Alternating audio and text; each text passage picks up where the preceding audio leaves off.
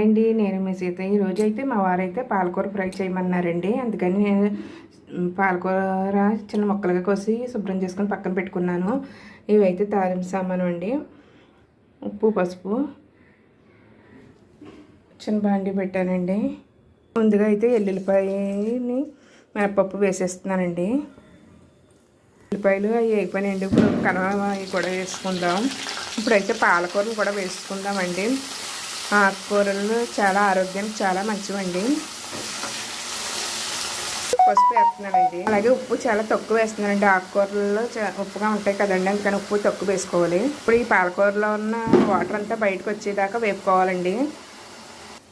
పాలకూర ఫ్రై అయితే రెడీ అయిపోయిందండి. వద్దే డ్రైగా అయితే వేపుకోకూడదండి, మామూలుగా ఇలాగే వేపుకోవాలి. కొంచెం పచ్చగానే వేపుకోవాలండి. ఇందులో విటమిన్లు ఎక్కువగా ఉంటాయండి, ఎక్కువ శాతం తీసుకోండి.